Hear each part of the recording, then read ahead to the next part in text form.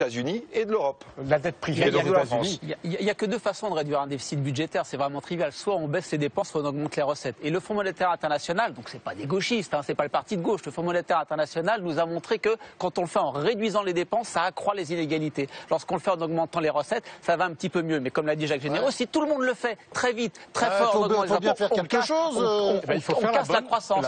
Il faut bien faire quelque chose. Et donc le risque que nous disent les économistes du Fonds monétaire international, encore une fois, c'est de dire si tout le monde le fait en même temps et très vite, on casse tellement l'économie que même en augmentant les impôts, le taux d'imposition, les recettes fiscales baissent parce que l'économie ne fonctionne plus. Et ça, c'est le risque qui est pointé, y compris pour la France. Il y a toujours cette idée, évidemment, ne faisons pas trop de rigueur parce que ça risque de briser la croissance. Mais à l'arrivée, il n'y a pas de croissance. Eh bien, à l'arrivée, il n'y a pas de croissance aujourd'hui. Pourquoi? Parce que tous les pays européens ensemble font de la restriction budgétaire très violente et tous en même temps et de manière très réduite en peu d'années. Pour nous expliquer le rapport compliqué entre la dette, la rigueur et la croissance, il y a un petit film d'animation que nous allons vous présenter. Pour réduire la dette, la première piste, c'est de trouver plus d'argent, d'augmenter les recettes. L'État peut par exemple vendre son patrimoine. C'est ce qu'il fait quand il privatise ses entreprises ou ses autoroutes. Il peut essayer de réduire la fraude fiscale. S'il y parvient, il va récolter plus d'impôts. Mais la solution la plus classique, c'est simplement d'augmenter les taxes et les impôts. L'autre piste, c'est de réduire les dépenses. On peut faire la chasse aux dépenses superflues, par exemple réduire le train de vie de certains ministères. On peut aussi faire des sacrifices, moins d'aide aux citoyens, moins de services publics et donc moins de dépenses. Augmenter les impôts et réduire les dépenses, il est aussi possible de faire les deux en même temps, c'est ce qu'on appelle une politique de rigueur ou d'austérité. En théorie, la rigueur permet donc de réduire la dette. Le problème, c'est que si elle est trop importante, elle peut avoir l'effet inverse. Si les entreprises sont trop taxées, elles peuvent fermer et créer des nouveaux chômeurs. Si les salariés payent trop d'impôts, ils ont moins d'argent pour consommer. Pour réduire la dette, on peut donc aussi prendre l'option inverse, dépenser plus, réduire les impôts, lancer des grands travaux avec l'espoir de relancer la croissance. Quand il y a de la croissance, les entreprises grossissent, elles ont besoin d'embaucher et en plus les salaires augmentent. Du coup, les salariés sont plus riches et plus nombreux à payer des impôts. Ils consomment aussi plus et donc payent plus de taxes sur les produits achetés. C'est plus d'argent pour l'État. Dans le même temps, il y a moins de chômeurs et donc moins d'allocations à payer, c'est moins de dépenses. Mais ce pari-là aussi est risqué.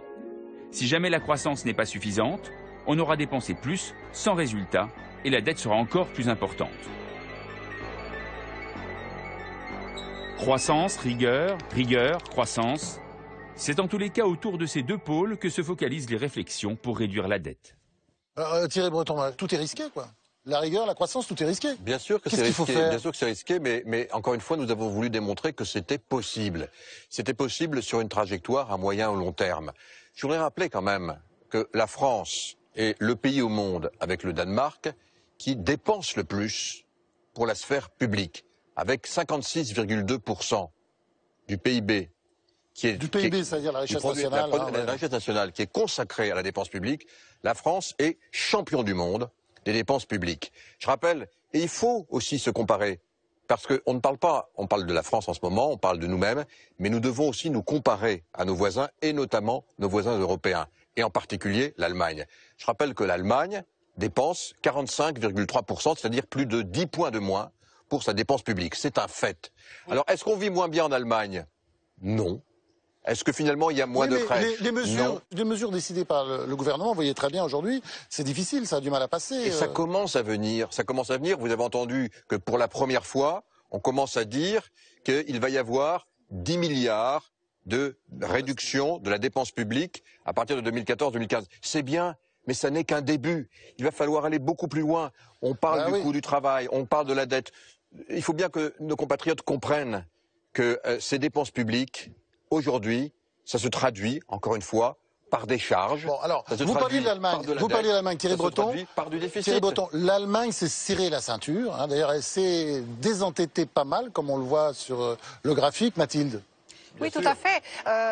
On voit que la France a dépassé le fameux seuil de 60% depuis 2003 et que durant la période après 2005 en Allemagne, ce qu'on appelle entre guillemets la période Schröder, la période où le chancelier Schröder était au pouvoir, il y a eu des réformes très importantes qui ont été faites, notamment pour diminuer les prestations sociales, réduire la durée des indemnités chômage et la part des dépenses publiques dans le produit intérieur brut, c'est-à-dire la richesse créée, a significativement diminué. Thierry Breton rappelait le chiffre, les dépenses publiques représentent 45% du produit intérieur brut de l'Allemagne, alors que nous, c'est 56%. Et on voit que l'Allemagne a pu réduire son déficit. Son déficit a été relativement faible malgré la crise et elle arrive non seulement à stabiliser sa dette publique en pourcentage du produit intérieur brut, mais surtout, elle arrive à la réduire, ce qui n'est pas le cas de la France, comme ce graphique le montre. Je rappelle que la France, c'est ce qu'il y a en rouge, donc c'est l'évolution de la dette publique française en pourcentage du produit intérieur brut, alors que pour l'Allemagne, c'est le trait blanc, et puis on voit son ralentissement. Ces comparaisons entre la France et l'Allemagne, notamment cette courbe, d'ailleurs, ça vous passionne, vous, à la Cour des comptes, Didier Migaud, notre grand témoin? Oui, ce que l'on voit effectivement, c'est que l'Allemagne commence à réduire son endettement, alors que la France ne le maîtrise pas encore et continue de l'augmenter. Ce sont des faits, ce sont des constats. Alors, il faut agir pour redresser les comptes publics. Après, les politiques ont le choix du bon dosage. C'est à eux de prendre ce type de décision. On peut agir sur la dépense. On doit agir sur la dépense. En France, c'est 1118 milliards d'euros. Qui peut penser qu'il n'y a pas quelques marges de manœuvre? Vous lisez les rapports de la Cour des comptes, vous avez beaucoup d'exemples qui montrent que le rapport coût-efficacité n'est pas toujours probant s'agissant d'un certain nombre de dépenses. Bon. Donc il y a un certain nombre de secteurs où la dépense peut être davantage maîtrisée. Que doit être l'effort? D'ailleurs, il suffit pour avoir des premiers résultats que la dépense n'augmente pas davantage que l'inflation. Bon.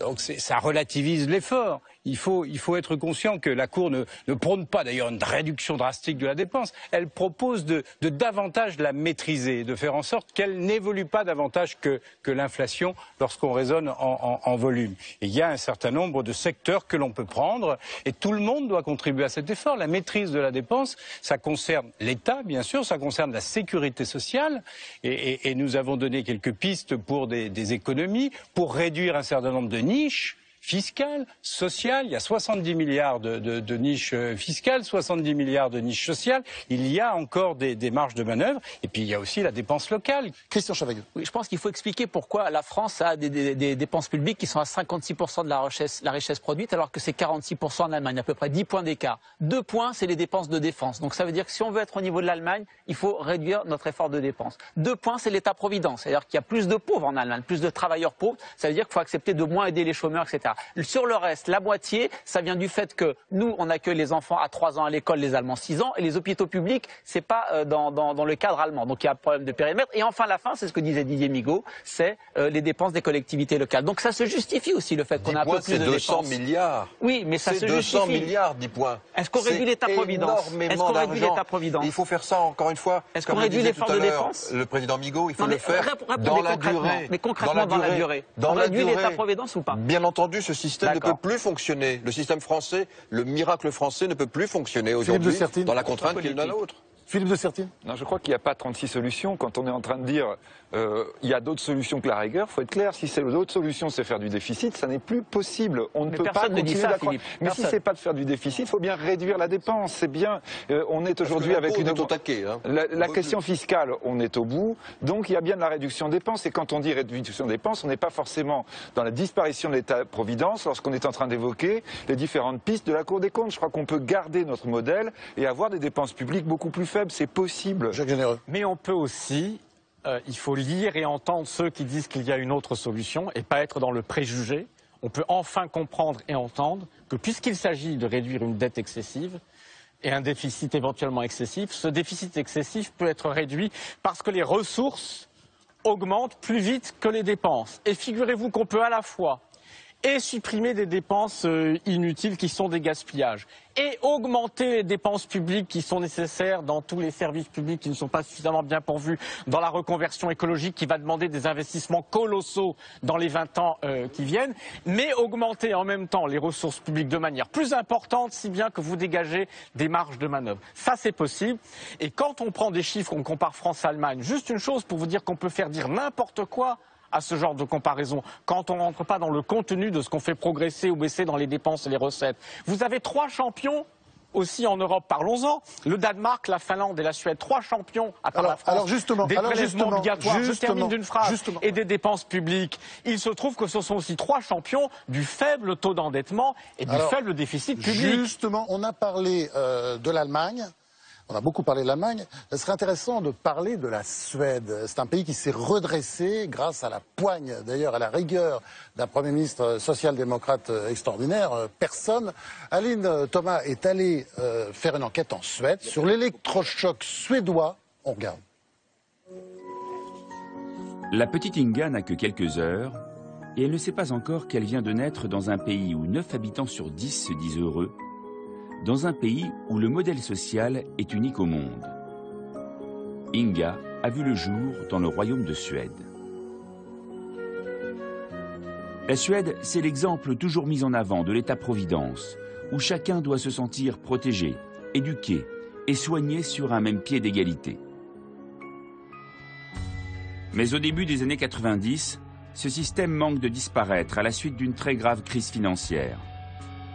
La Suède a un déficit budgétaire record, elle est au bord de la faillite. Le Dagen Nyheten est un des plus grands quotidiens de Suède. Magnus Folked y est journaliste. Il a débuté sa carrière pendant la crise et se souvient d'une période très sombre où l'avenir économique de la Suède était incertain. On était au bord du gouffre. Dans les années 90, la Suède était vraiment à genoux. On a été confronté à une des plus graves crises qu'on ait connues au XXe siècle. On avait une dette qui a explosé, on a eu des comptes qui ont explosé dans tous les sens du terme, des taux d'intérêt qui ont atteint des niveaux dignes de l'Amérique du Sud à 500% au pire de la crise. Donc c'est un vrai choc pour les Suédois de se trouver confrontés à cette crise-là. Un homme propose alors des réformes radicales. Göran Persson, socialiste, d'abord ministre du budget puis Premier ministre en 1996. Il affirme « Je peux vous sortir de là ». Mais il y a une condition. Pour sauver une partie du modèle, le pays doit faire des sacrifices. Le modèle suédois fonctionne. Il y a quelques années, le système était trop généreux. Nous n'avions pas les moyens de le financer, alors nous empruntions. Il a fallu ajuster. Nous l'avons fait tout en restant fidèles au modèle, et je crois que ça fonctionne. Alors qu'un dixième de la population est au chômage, Göran Persson augmente les impôts et applique des mesures d'austérité sans précédent. Il devient l'homme politique le plus détesté de la Suède, mais il poursuit son programme coûte que coûte. Pour réduire la dette, il doit trouver de l'argent. L'État privatise une partie de ses services. Le gouvernement ouvre le capital du tramway, des bus, des trains, qui sont désormais gérés par des sociétés privées. C'est aussi le cas de la Poste, dont certaines fonctions sont remplies par des entreprises étrangères. Un choc pour un pays où le service public fait partie de la culture. On ne pouvait plus rien laisser vraiment tel qu'avant. Donc c'était vraiment une masse de réformes qui est assez incroyable quand même dans tous les secteurs. Le modèle suédois, c'était aussi son école gratuite pour tous. Les cours comme en France, mais aussi la cantine et les activités extrascolaires. Un système qui coûte cher. Pour pouvoir le conserver, l'État décide de déléguer la gestion des écoles aux communes. Une façon de contraindre les établissements scolaires à gérer eux-mêmes leur budget, sans s'en remettre à l'État. Hélène Wallerstedt était fonctionnaire de l'éducation nationale. Elle est devenue employée municipale. Et en tant que proviseure d'une grande école publique de Stockholm, c'est elle qui décide de tout. J'ai beaucoup de liberté pour employer les professeurs, pour fixer les salaires. Je peux prendre beaucoup de décisions. Je peux choisir entre M. Swanson ou M. Larsson. C'est ma décision et celle de personne d'autre. Hélène agit comme une chef d'entreprise. Son budget dépend du nombre d'élèves de l'établissement. Et comme depuis les réformes, il n'y a plus de carte scolaire, tous les moyens sont bons pour augmenter les effectifs. En ce moment, l'école accueille 1100 élèves. C'est à moi de voir si nous devons accueillir 1400 élèves l'année suivante. Si je veux plus d'étudiants, je peux faire de la publicité dans les journaux. Ça me permet de solliciter plus d'élèves et leurs parents. Bien sûr, l'école est toujours gratuite, mais revers de la médaille, elle est moins équitable, car toutes les communes de Suède n'ont pas les mêmes moyens. À Stockholm, on nous alloue une certaine somme d'argent pour faire fonctionner l'école.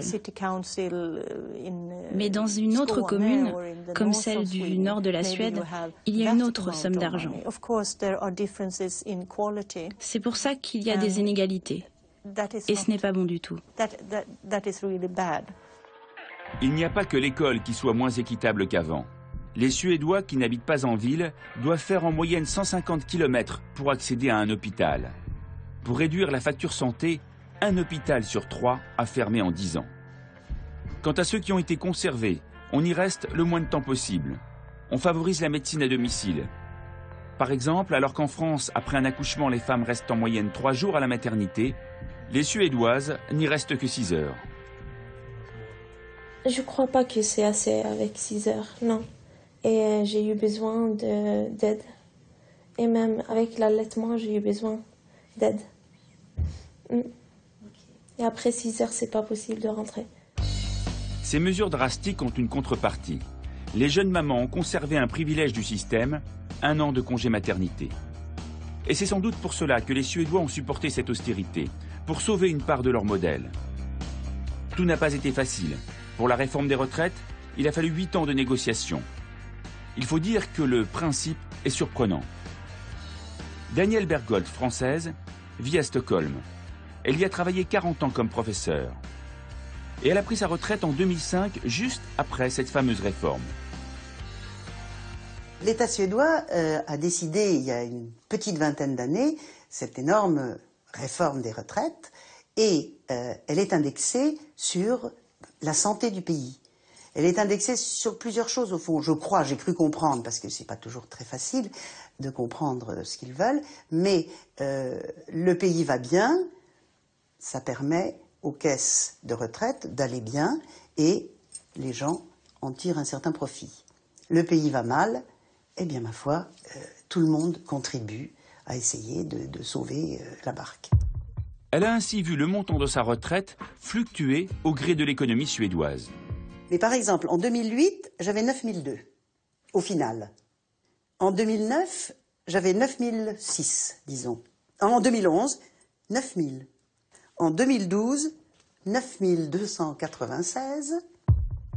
Les différences sont faibles car l'économie suédoise va bien. Mais si la situation se détériore, elle pourrait perdre jusqu'à 1/3 de sa retraite. Pourtant, cette réforme a été, comme les autres, intégrée par la société. Il y a des discussions à chaque fois qu'on nous annonce une diminution de 3%. Par exemple, en 2011, pouf, on a eu 3% de moins sur nos retraites. Alors les gens faisaient grise mine, mais on leur a expliqué et pourquoi, le comment.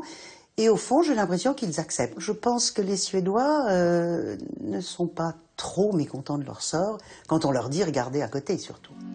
Après 20 ans de réforme, les Suédois ont parfois des difficultés à comprendre pourquoi les pays voisins comme la France ne semblent pas réagir. Si on regarde froidement vos comptes, c'est juste catastrophique. Donc, j'ai du mal à comprendre cette légèreté que vous avez face à... Vous êtes au bord du gouffre et vous êtes toujours en train de danser, chanter quasiment. Aujourd'hui, le budget de la Suède est à l'équilibre et la dette publique a fondu de moitié en 20 ans. Le résultat de longues années d'efforts et de réformes d'austérité pour sauver un modèle social. Alors la France serait-elle prête à de tels efforts? Les Français sont-ils prêts à payer?